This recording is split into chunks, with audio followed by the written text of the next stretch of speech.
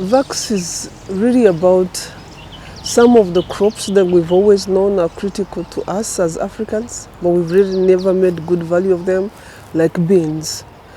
In addition to giving us nutrition as protein, they are extremely good for the soil. They are able to fix the soil. So they nourish not just us, the people, but they nourish the soil as well. So if I was to be in a kitchen, that's the thing I would have in my mind first. How do I make this something that is interesting for kids to eat? Because if I can have millions of kids eat that, then I can have millions of farmers grow it.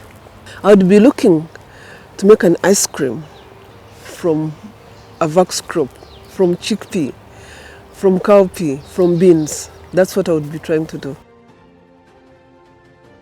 So I don't sing. I love music. I love people who sing. I love the challenge in singing. So I would go for some of the most difficult songs I've heard because I like it when people challenge themselves. I bring my children for tennis every Saturday. I've done that for the last 10 years, every Saturday. Even when I'm traveling, I make sure that by Saturday I'm here so that I can come here. So I make sure that on Saturday morning at 7, I'm out here walking. Luckily, there are these grounds that I can walk. I'm here walking while my kids are playing tennis. And by 9, I'm done, and then I go back to normal business. But it's very critical. You can't be doing that type of work where you're basically required to sit in long hours and you don't do exercise. It's something that is very critical to how we work. It's an important science. It's an important science because I grew up in a village where malaria was killing people. You grew up in a village where you got to understand that you get a locust problem and it completely destroys your crop. So you appreciate the value of having capacity to deal with some of these challenges. But I've never had the opportunity to do it. I'm not regretting that. I went into policy and policy making, and I come to appreciate, in a way you come to appreciate that you're actually in a good position to support, having that knowledge, you're in a good position to support people that are doing the work.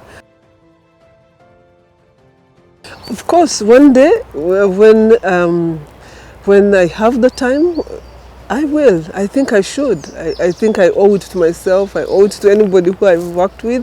I owe it to the farmers out there to tell their story, so that subsequently everybody will know that we walked this journey. I owe it to the team at Agra to know that we walked this journey and we had this impact and we documented it, and we have no excuse come a few years later to say we don't know what to do. I'm too old for that now. Now I want to focus on trying to understand some of the challenges we have and how some of the remaining challenges to us getting a good job done when it comes to empowering farmers. And today the biggest challenge we have to empowering farmers is climate change. I want to keep focusing on doing well what I do well. I want to focus on ensuring that I'm finding ways of solving some of those problems. Put yourself in the shoes of a farmer. A farmer is a business trying to make ends meet, but also trying to make business work. So the best way to put a smile on their face is to give them means that will actually make a difference in their lives, will make them thrive. We've reached 24 million farmers with such seeds that can move them from half a ton to 5 tons, that can move them from being able to feed themselves to having food they can sell in the markets and be able to get money.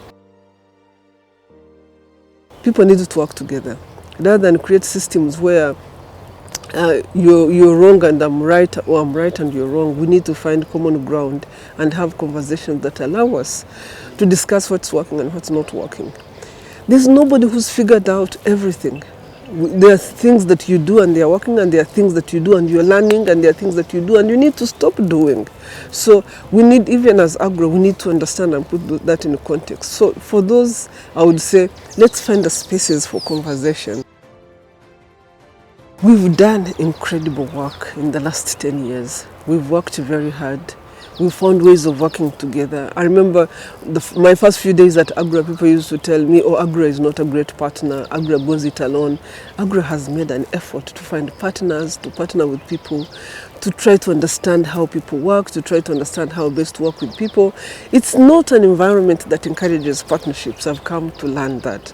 I would just like to encourage us to continue finding ways to work together, because there's no single institution, no single person, no single country that is going to deliver the transformation of this sector on this continent, of the food system sector on this continent. We all need each other.